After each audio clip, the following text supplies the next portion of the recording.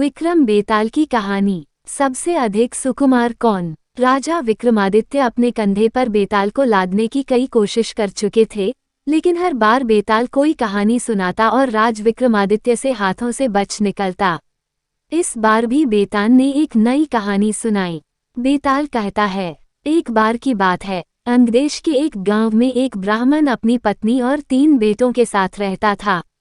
एक बार ब्राह्मण ने अपने तीनों बेटों के बुलाया और कहा कि हमारे तालाब के लिए एक कछुए की जरूरत है। कल तुम तीनों समुद्र के पास जाकर वहां से कछुआ पकड़ कर ले आना। तीनों ने हाँ कर दी और दूसरे दिन तीनों माता पिता का आशीर्वाद लेकर समुद्र की ओर चल पड़े। वहां तीनों को एक बड़ा सा कछुआ दिखाई दिया, लेकिन तीनों में से कोई भी उसे उठाने के लिए तैयार नहीं हुआ। उनमें से सबसे बड़ा भाई बोला, मैं कछुए को नहीं उठाऊंगा, इससे बहुत गंदी बदबू आ रही है। दूसरे नबन के भाई ने कहा, मैं भी इसे नहीं उठाऊंगा, मुझे भी इससे गंदी बदबू आ रही है। तीसरे नंबर के भाई की बारी आई तो उसने कहा, मैं भी इसे नहीं उठा सकता, मैं बहुत कोमल हूँ। तीनों में झगड़ा शुरू हो गया और यह मामला राज दरबार तक पहुंच गया।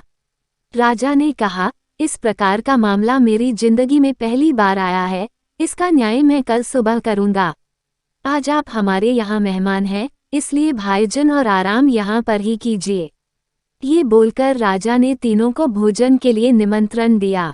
सभी बड़े चाव से खाना खा रहे थे, लेकिन सबसे बड़े भाई ने नहीं खाया।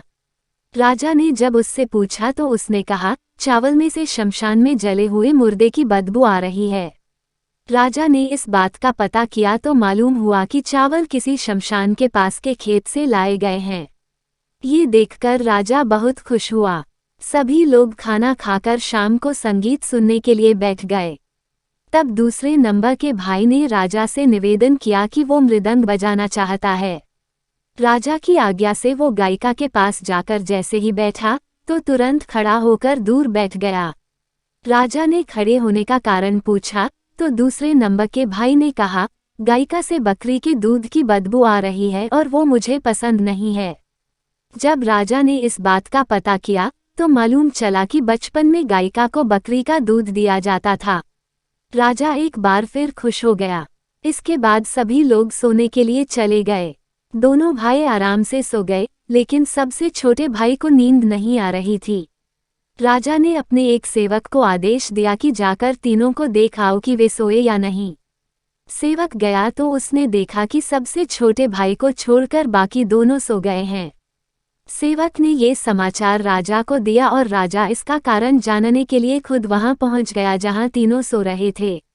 राजा को देखकर तीनों उठ बैठे। राजा ने सबसे छोटे वाले भाई से पूछा, आपको नींद क्यों नहीं आ रही? तब वह बोला, मुझे इस बिस्तर पर कुछ चुभ रहा है। ये सुनकर सेवक ने तीनों के बिस्तर की छानबीन की तो उन्हें कुछ नहीं मिला। तब सबसे छोटे भाई ने सभी बिस्तर को अलग किया और वहां पर एक बाल था। उसने अपना कुर्ता उतारा, सब ने देखा कि उस बाल का निशान उसकी पीठ पर बना हुआ था। राजा ये देखकर हैरान हुआ और खुश भी। दूसरे दिन राजा ने न्याय के लिए तीनों को बुलाया। उसने सबसे छोटे वाले को इनाम दिया और बाकी 2 को कुछ सोने के सिक्के दिए। राजा ने कहा, आप तीनों में अलग अलग खूबी है और मैं आप तीनों से बहुत खुश हूँ। मैं अपने सैनिकों को भेजकर कछुआ आपके घर भिजवा दूंगा। इतना कहकर बेताल ने विक्रम से पूछा, बताओ तीनों भाइयों में से सबसे अधिक सुकुमार कौन था? तब विक्रम बोला, सबसे छोटा भाई, क्योंकि हो सकता है कि दोनों बड़े भाइयों ने अपने सुकुमार होने का दिखावा किया हो, लेकिन सबसे छोटा भाई कितना सुकुमार है ये तो राजा ने खुद आंखों से देखा। विक्रम का सही जवाब सुनकर बेताल ने उसकी तारीफ की और अपनी शर्त के अनुसार वापस पेड़ पर जाकर लटक गया। कहानी से सीख, कभी भी उन गुणों को उजागर नहीं करना चाहिए जो हम में नहीं हैं।